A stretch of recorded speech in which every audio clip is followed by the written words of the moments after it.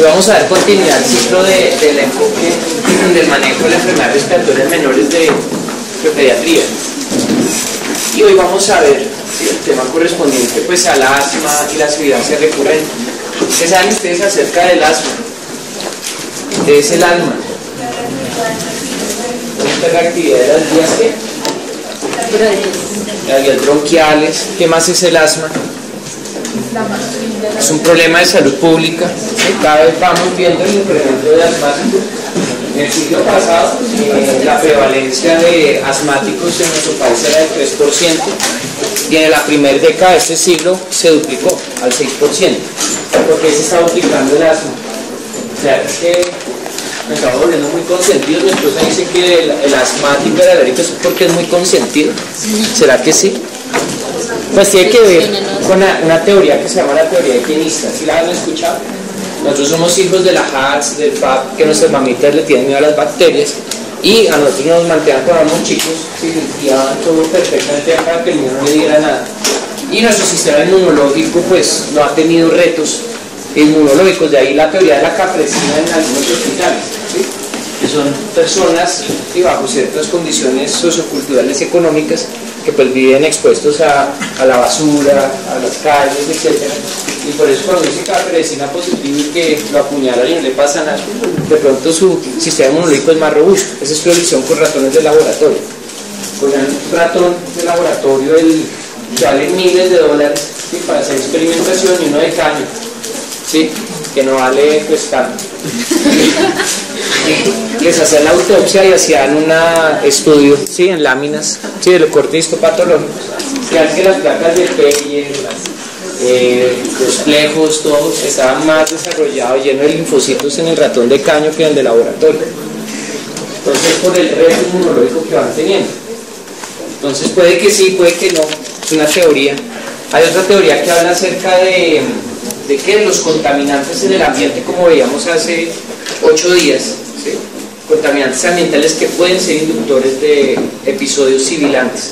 O sea, que no todo asmático es alérgico, sino que está expuesto a concentraciones X o Y de material particulado, de ozono, de dióxido de sulfuro, ¿sí? Y sustancias que están suspendidas con la polución actual en la que pues convivimos todos nosotros en las grandes ciudades. Hay otra teoría del asma o de la sibilancia recurrente, que es la sibilancia postviral. ¿Se han visto niños que en esta época están llegando con sibilancia, sin fiebre, cuadro clínico de más o menos 1 o 2 horas de accesos de tos que empieza a deteriorarse en la noche y llegan temprano en la mañana o en la madrugada con sibilancia, retracciones, y que deben ser direccionados a una unidad que se llama salacera? ¿Sí la han escuchado, la salacera? Sí. Bueno, como han escuchado salacera, ya haremos un repaso de eso. Bueno, claro hasta ahí. Pero bueno, esas son pues algunas de las cosas que todavía están por investigarse, que no todo el mundo mete la mano a la candela, pero pues que existen. Lo primero que vamos a abordar es que el asma es frecuente. Es un tema que cada vez está inundando más los consultorios de médicos generales, neumólogos, obviamente pediatras, en el tema de control, y en las centrales de urgencias cuando hay climas tan extremos como los que estamos teniendo nosotros actualmente. El asma es un proceso inflamatorio, o sea que si ustedes les llega un niño de X edad con un cuadro sibilante, ¿sí? Con tirajes subcostales, y la respiración entrecortada, que puede estar o no taquipneico, sin fiebre, ¿ustedes le toman un cuadro hemático? ¿A qué? Pero pues hay profesionales que le toman el cuadro hemático. ¿Y qué esperan ver en el cuadro hemático un niño asmático con crisis asmática? Leucocitosis, proceso inflamatorio, ¿sí? Van a dar leucocitosis de 16.000, de 26.000, y a eso le ponemos antibiótico. Hay una respuesta inflamatoria porque el asma es un tema sistémico, ¿sí? Está montando una respuesta inflamatoria. Hay otros que puede que no tengan nada. El asma no comienza ni termina con las crisis. Eso es muy importante que lo visualicemos, que nosotros lo entendamos y se lo hagamos entender a los papás, porque el asma es una enfermedad de cuidado, uno tiene que estar, ¿sí? Cuidando el tema ambiental. Ahí es donde yo a veces digo que nosotros pareciera potenciadores de la teoría higienista, y es que quítale el peluche, ¿cierto? Mate al perro, al gato, porque el pelo del perro, bueno, ¿y qué es lo que realmente genera alergia de estos animales? Claro, cuando el niño es el epitelio. Sí, el epitelio saca los que contiene, que es el pelo.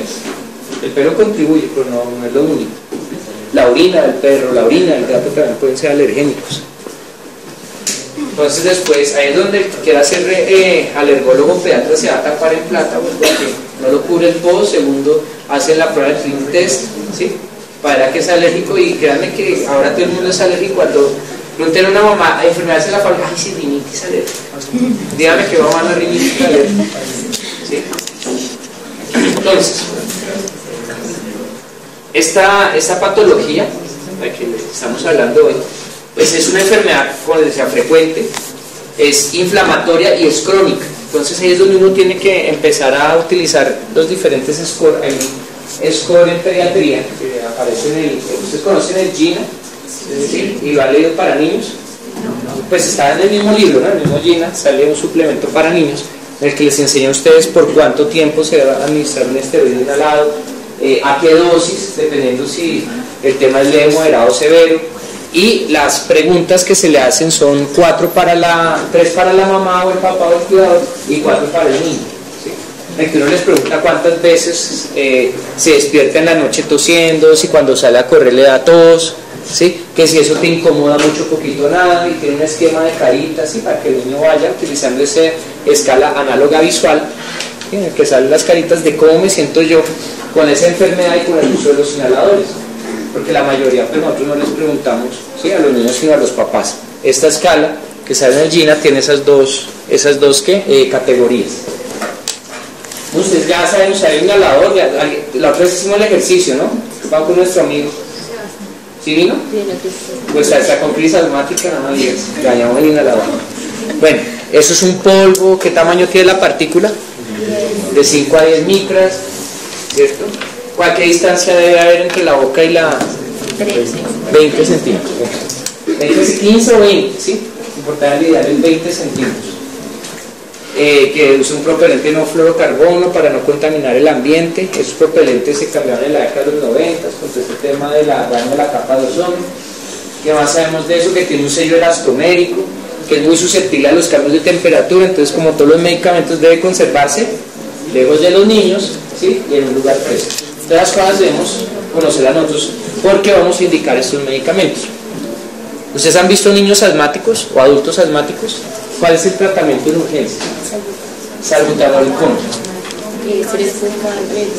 Claro, se hace un esquema de crisis. ¿Han visto hacer nebulizaciones? También. ¿En quién se indica la nebulización? No, o sea, ¿en qué pacientes con algo? En todos también. ¿Qué funciona mejor, la nebulización o el inhalador? Funcionan igual. Lo que pasa es que el inhalador tiene un mejor récord en el paciente ambulatorio, ¿sí?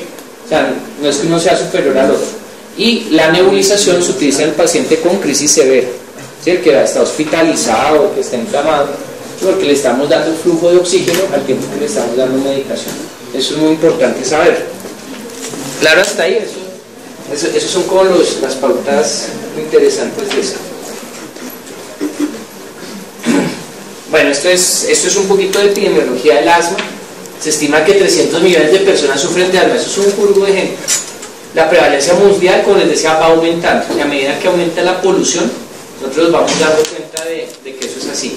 Y lo otro, que sí hay sibilantes no alérgicos, sobre todo en pediatría, que son los pequeñitos, que se llama sibilancia recurrente o síndromes broncoobstructivos recurrentes o asma de lactante. Eso tiene muchos nombres, ¿sí? Lo importante para efectos prácticos es que si ustedes ven un niño que ya tuvo bronquiolitis, el antecedente, ¿no?, de un primer episodio, y nos llega sibilando, ¿sí?, ¿ese niño va a ser asmático o no? No sabemos.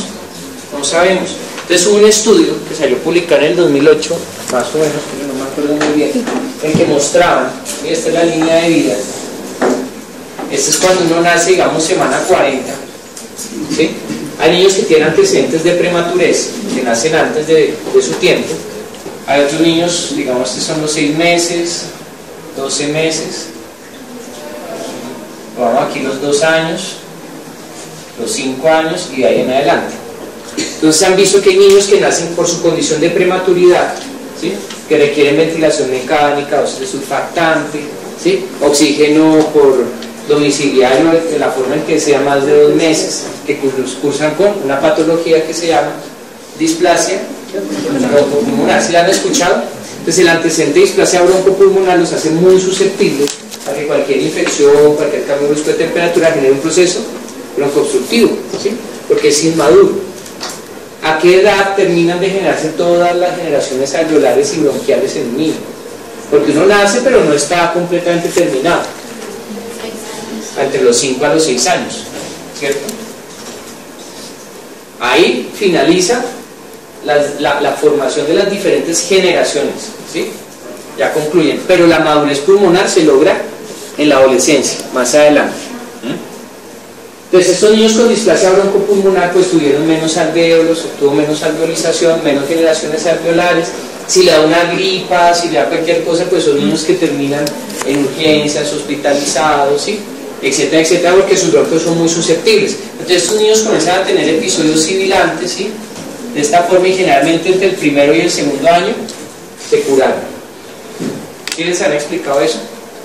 Son niños que se curan. Yo creo que ya comienza a ver esa madurez pulmonar, su sistema inmunológico se hace más robusto y ya no sibilan tanto. En cambio, hay otros niños, ¿sí? Que son a término, que nacieron muy bien, pero se ganaron su bronquiolitis porque no se usó el tapabocas, porque el hermano mayor tenía la gripa, porque no se vivían en hacinamiento, etcétera, etcétera, que contraen una bronquiolitis. La definición, como habíamos visto, es en menores de 2 años, ¿sí? La clasificación, bueno, bronquitis, ustedes no han visto la clase, bueno, la van a ver, pero es de menores de 2 años. Entonces les da su bronquiolitis. ¿Qué agentes pueden causar la bronquiolitis? Virus respiratorios, punto, ¿sí? A la susceptibilidad de cada individuo. Entonces tuvo su episodio de bronquiolitis y dependiendo, ¿sí? De lo agresivo que ha sido ese episodio, esos niños, lo que la mamá dice es que quedó lisiado de sus bronquiecitos, ¿sí? Quedó lisiado es que pues quedó con algo de proceso inflamatorio residual que ante cambios de temperatura, los procesos gripales, etcétera, etcétera, pues va a presentar episodios sibilantes. Entonces son niños al término que se ganaron su bronquitis en los primeros 2 años y empiezan a tener episodios de sibilancias recurrentes y que generalmente empiezan a disminuir y se curan cuando se desarrolla todo su sistema inmunológico pulmonar. Entonces esos son los sibilantes. Estos son 2 sibilantes recurrentes, pero fíjense las características tan diferentes, ¿sí? Y el verdadero asmático, ¿cuándo aparece? Realmente después del segundo año, ¿sí? Pues comienza el primer episodio sibilante. Y si ese se cura o no se cura en la adolescencia, cuando hay la madurez pulmonar completa. Claro, hasta ahí esos son, ¿sí? Diferentes fenotipos de patología. O sea que si uno hiciera un continuo, siempre vamos a tener trabajo, que siempre van a haber prematuros, siempre va a haber bronquiolitis y van a haber los asmáticos verdaderos. Ahora, ¿qué factores pueden desencadenar una crisis sibilante? Pueden enumerarlos. Factores que puedan desencadenar, entonces tenemos el fondo alérgico o atópico. Para eso entonces existe un índice predictor, ¿sí? De asma, el IPA. ¿Sí lo han escuchado? Eso lo vamos a revisar hoy. ¿Por qué? Porque es que hay un papá en primer grado de consanguinidad haya cursado de eczema atópico o asma, ¿correcto? ¿Sí? Más otros factores que uno empieza a sumar. En realidad yo el IPA no lo sé calcular, ya uno tiene como un criterio más clínico. ¿Qué otro factor puede desencadenar una crisis sibilante? Un virus, ¿cierto? ¿Qué más? Cambios de temperatura, entre la variabilidad climática. ¿Qué hace el frío, por ejemplo? Ahorita está haciendo solecito, pero como ayer que se puso una nube y empezó a caer granizo y estaba el niño, pucha, me cogió sin chaqueta, aquí al aire libre. ¿Qué hace el frío en esos niños? En la vía respiratoria disminuye, ¿sí? El movimiento ciliar y ocasiona, ¿sí? La exacerbación, la broncoconstricción y la exacerbación de la crisis sibilante. ¿Qué más? La contaminación, ¿no? Los contaminantes. ¿Correcto? ¿Qué más puede producir una crisis asmática? El ejercicio. ¿Qué más? Ejercicio. Medicamentos. ¿Como cuáles? El ASA. El ASA. vainas. En niños más grandes, situaciones de estrés, ¿cierto? ¿Sí? ¿Correcto? ¿Qué más puede? Muchas cosas, puede inclusive dar un susto bien tremendo, ir en el Transmilenio, tantas cosas que pueden suceder, ¿sí? Esta es la definición, ¿sí? Estas son las guías, como les digo, muchas de las clases que yo les voy a dar, pues, son de las guías de práctica clínica. ¿Por qué? Porque es que un compromiso de la nación es, y pues obviamente mío, es socializar las guías de práctica clínica del ministerio. ¿Por qué? Porque muchos médicos no se las están leyendo, no las ponen en uso, y ustedes pues también son fuente de información para ellos y obviamente de su conocimiento. Entonces me voy a salir un momentico de la presentación. Aquí está la página, ¿sí? Esta es la guía, salió una nueva, muy ataque cerebrovascular, para que la lean. Están saliendo otras. Ustedes aquí van a encontrar la guía tosferina, neumonía en menores de 5 años, ¿sí? Tenemos SIDA en niños y niñas, en adolescentes y adultos, diferente el enfoque, las de neonatología, y acá está la de diarrea, que es la que veremos de hoy en 8, y la de atención del niño con asma, que es la que estamos viendo. Entonces ustedes las descargan ahí.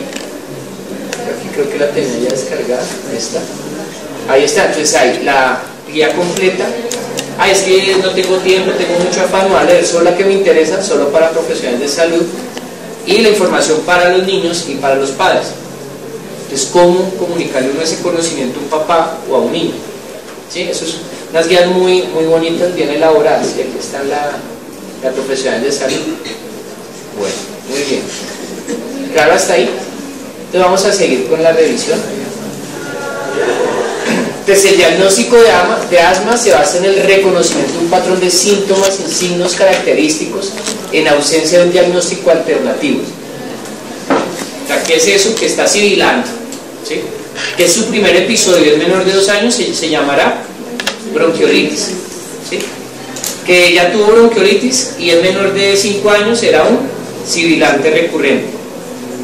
Que ya tiene 6 años y ya le ha dado esto y el papá era asmático y la mamá tenía eczema atópico, será un asmático. Igual está sibilante, ¿sí? El nombre que ustedes le quieran poner, hay que dar el tratamiento. ¿Cuál es el tratamiento de una crisis asmática? Ya lo vamos a ver. Bueno, pero eso es importante. Entonces para eso se recurre a este cuadro. Pues, vamos a imprimir ese cuadro de probabilidad de asma, que es como el IPA, el índice predictor de asma, y lo van a cargar ahí en sus batas o en el libro ayer y se lo pegan, ¿sí?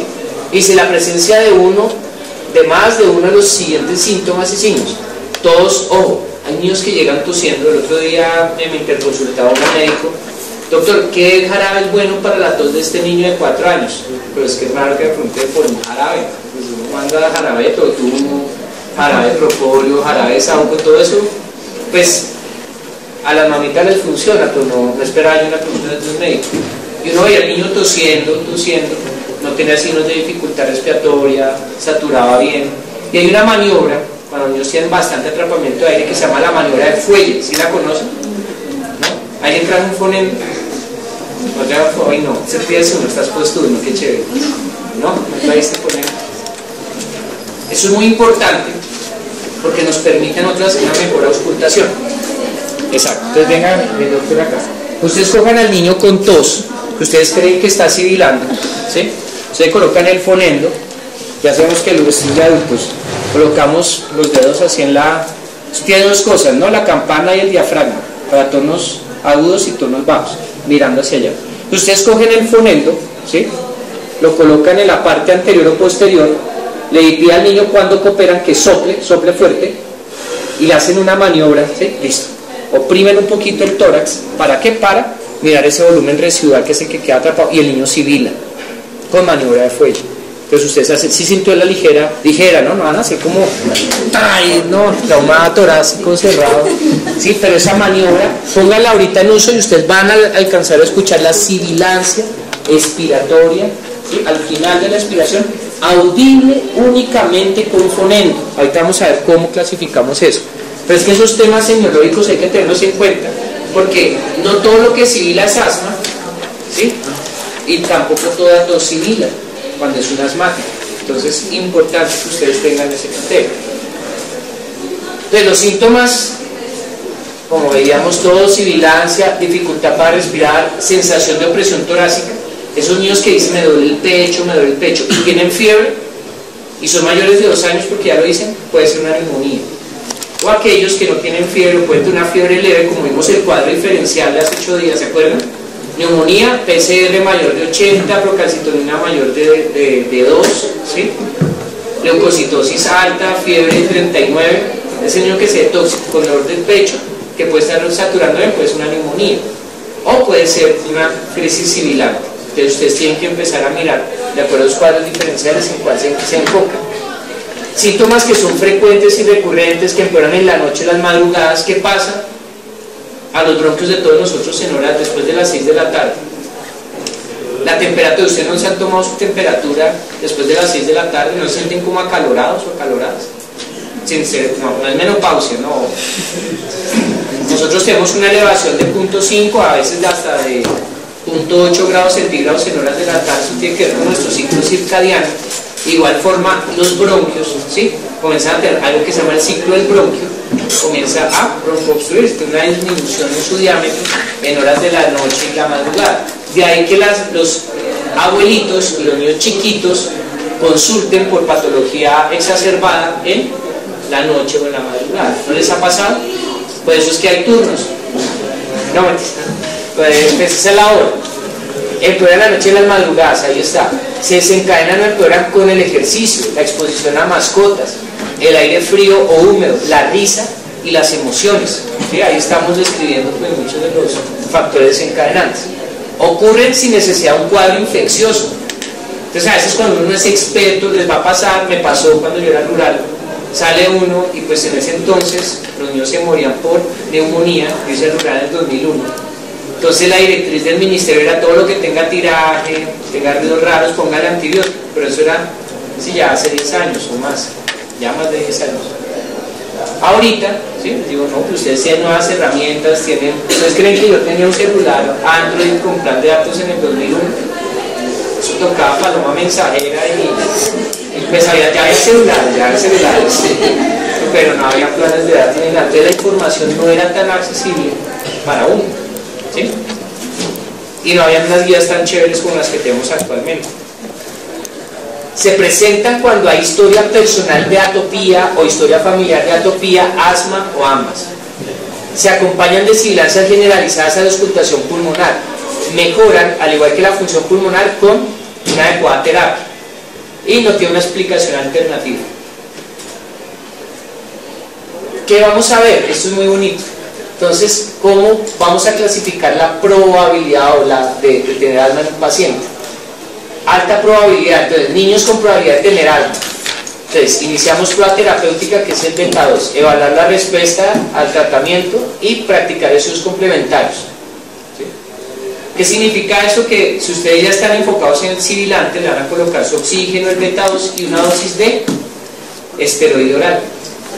Hay que tener mucho cuidado con los esteroides orales porque hay niños que no están bien controlados, ¿sí? O no van a consulta externa, o ahorita como lo veremos más adelante, la mamá piensa que la enfermedad es solo esa crisis y no entiende que eso es un continuo en el tiempo, no tiene claro y no tiene por qué saberlo, que hay ciertos fenotipos de sibilantes, ¿sí? Al cual nosotros tenemos que enmascarar, encuadrar o clasificar a este niño. Baja probabilidad de asma. Niños con probabilidad baja se sugiere remitir al especialista para determinar el diagnóstico y considerar estudios complementarios. Aquí está la prevalencia de Colombia. Nosotros estamos como todo en la mitad, somos el país promedio, ¿sí? Pero fíjense que Reino Unido, Nueva Zelanda, Irlanda, países ¿sí? muy nórdicos, tienen altas prevalencias, ¿sí? Y países con más bajas está la Rusia, Grecia, Albania. Pero fíjense que entre menos prevalencia tengo yo, la mortalidad, miren, se me aumenta. ¿Por qué? Porque no estoy habituado al manejo de esos casos. Claro, acá la mortalidad es mínima. ¿Cómo está nuestra mortalidad? Intermedia. Que nosotros pues tenemos que mirar otro tipo de características. Esta es la prevalencia en Colombia. Entonces, ahí me pasé. A ver, donde más tenemos en Bogotá. O sea, nos tocó saber de asma. ¿Por qué? Porque habrá más asma acá. contaminación, ¿qué más? Cambio climático. La altitud. Nosotros tenemos más hipoxemia, más riesgo de hipoxemia.